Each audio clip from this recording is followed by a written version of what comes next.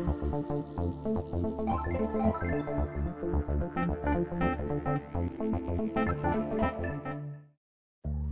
Friends, ഇന്ന് നമ്മൾ ചെയ്യുന്നത് ചെമ്മീൻ്റെ ഒരു റെസിപ്പിയാണ്. ഇത് മലബാർ സ്പെഷ്യൽ ചെമ്മീൻ മസാലയാണ്. ചോറിൻ്റെ കൂടെയും പൊറോട്ടയുടെ കൂടെയും ചപ്പാത്തിയുടെ കൂടെയൊക്കെ ഒരുപോലെ പോകുന്ന ഒരു സൈഡ് ഡിഷാണിത്. എല്ലാവരും ഇതൊന്ന് ട്രൈ ചെയ്യണം. ഇനി ചാനൽ സബ്സ്ക്രൈബ് ചെയ്യാത്ത ഫ്രണ്ട്സ് ആരെങ്കിലും ഉണ്ടെങ്കിൽ വീഡിയോ കാണുമ്പോൾ ഒന്ന് സബ്സ്ക്രൈബ് ചെയ്യണം കേട്ടോ. ഇത് ഏകദേശം 1 കിലോ ചെമ്മീനുണ്ട്. നന്നാക്കി വന്നപ്പോൾ 1/2 കിലോയെ കാണുള്ളൂ. അപ്പോൾ മസാലയ്ക്ക് വേണ്ടി നമ്മൾ ആദ്യമായിട്ട് ചോട് കട്ടിയുള്ളൊരു ചീനിച്ചട്ടി സ്റ്റൗവിൽ വെച്ചു. അരമുറി തേങ്ങയും അതിലേക്ക് ഒരു 4-5 വറ്റൽമുളക് ചേർക്കുക. ഒരു 10 കുരുമുളക് മണിയും പിന്നെ 1/2 ടീസ്പൂൺ പെരിഞ്ചീരകവും ഒരു ചെറിയ കഷ്ണം പട്ടയുമാണ് നമ്മൾ ആഡ് ചെയ്യുന്നത്. കുറച്ച് കരിവേപ്പില, ഒരു 5-6 കരിവേപ്പില കൂടി ഞാൻ ആഡ് ചെയ്തു. ഇത് നന്നായിട്ട് ഇളക്കി യോജിപ്പിക്കുക. ഇതൊന്ന് ലൈറ്റ് ബ്രൗൺ കളറാവുന്നത് വരെ നമ്മൾ ഇളക്കിക്കൊണ്ടിരിക്കണം. ഇതിൽ ഞാൻ ഓയിൽ ആഡ് ചെയ്തിട്ടില്ല കേട്ടോ. ഇപ്പോൾ അത് ശ്രദ്ധിച്ചല്ലോ അല്ലേ.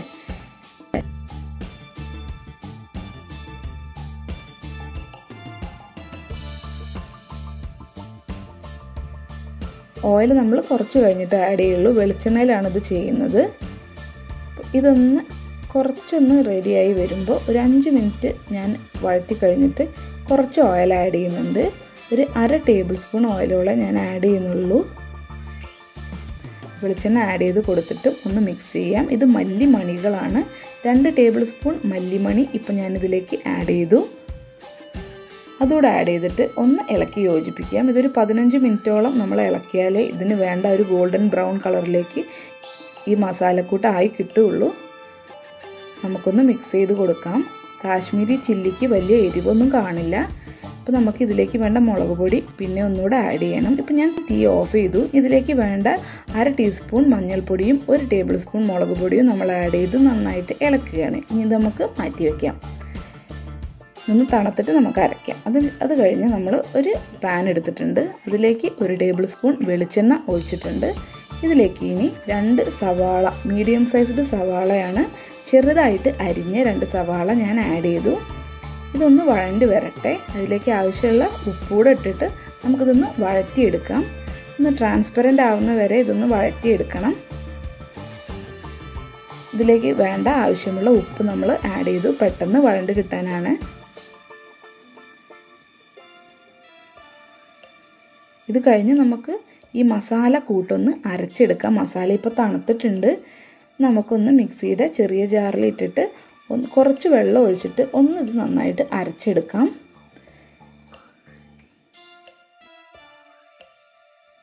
ഇപ്പോൾ നമ്മളുടെ സവാള ഏകദേശം ആയി വരുന്നുണ്ട്.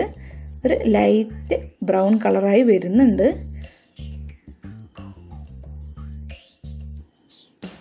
ഇതിലേക്ക് അടുത്തതായി കുറച്ച് കരിവേപ്പില ആവശ്യത്തിന് ഞാൻ ഇപ്പോൾ ചേർത്തു. അത് കഴിഞ്ഞ് ഒരു വലിയ പച്ചമുളകും പിന്നെ നമുക്ക് ആവശ്യത്തിനുള്ള തക്കാളി, ഇതിപ്പോൾ ഒരു മീഡിയം സൈസ്ഡ് തക്കാളിയാണ്, അതും കൂടി ആഡ് ചെയ്തിട്ട് ഒന്ന് ഇളക്കി യോജിപ്പിക്കുക.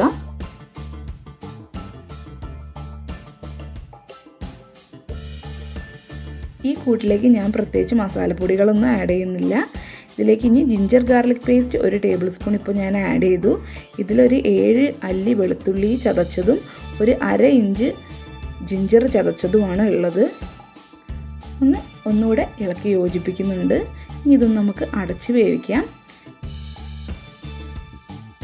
തുറന്ന് ഇളക്കി കൊടുക്കുന്നുണ്ട്. ഈ ഒരു സമയത്ത് നമ്മളുടെ മസാല പേസ്റ്റ് നേരത്തെ അരച്ച് വെച്ചതും കൂടി ഇതിലേക്ക് ആഡ് ചെയ്യുകയാണ്.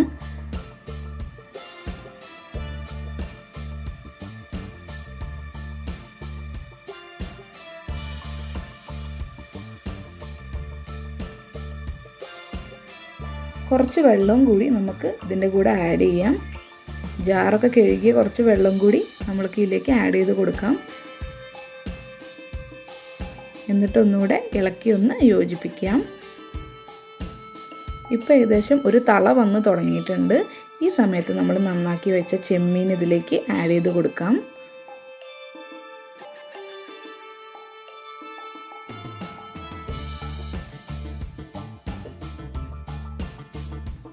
ഇപ്പോൾ ഒരു 1/2 കിലോയെ കാണുള്ളൂ കേട്ടോ. വാങ്ങിയപ്പോൾ 1 കിലോളം ഉണ്ടായിരുന്നു.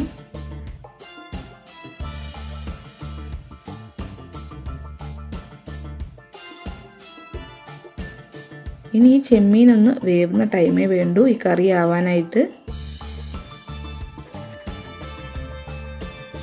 നമുക്കൊന്ന് അടച്ച് വേവിക്കാം. ഒരു 10 മിനിറ്റോളം മതിയാവുമായിരിക്കും ഈ ചെമ്മീൻ വേവാനായിട്ട്. 10 മിനിറ്റ് ആയപ്പോൾ ഞാനിതൊന്ന് തുറന്ന് നോക്കി. വെള്ളം കുറവുണ്ടെങ്കിൽ നിങ്ങൾ ആഡ് ചെയ്ത് കൊടുക്കണം കേട്ടോ.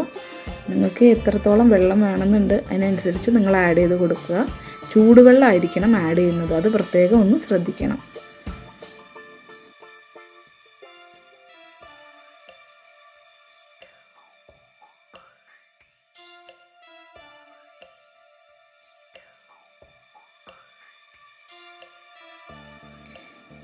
ഈ സമയത്ത് നമ്മൾ ഉപ്പൊക്കെ നോക്കി കറക്റ്റ് ആണോ എന്ന് നോക്കുക. നമുക്ക് വേണ്ട ഉപ്പ് പോരെങ്കിൽ കുറച്ചുകൂടെ നമുക്ക് ആഡ് ചെയ്ത് കൊടുക്കാം.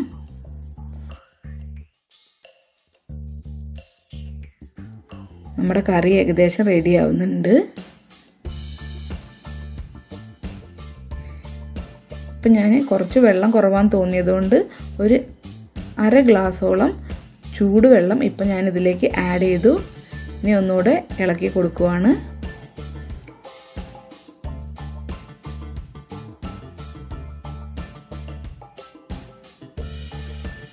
നമ്മൾ നല്ല ഫാം ഫ്രഷ് ആയിട്ടുള്ള മല്ലിയിലയാണ്, വീട്ടിൽ തന്നെ ഉണ്ടായതാണ്.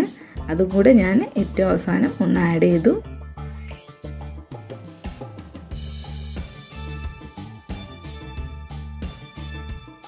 ഒന്നുകൂടെ ഇളക്കി യോജിപ്പിച്ചു. നമ്മളെ കറി ഇപ്പോൾ റെഡി ആയിട്ടുണ്ട്.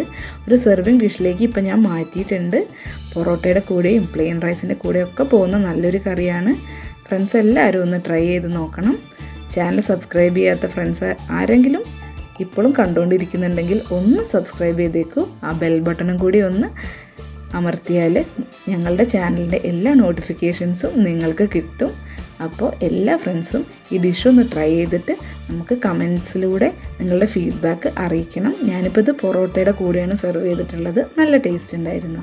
Okay, by.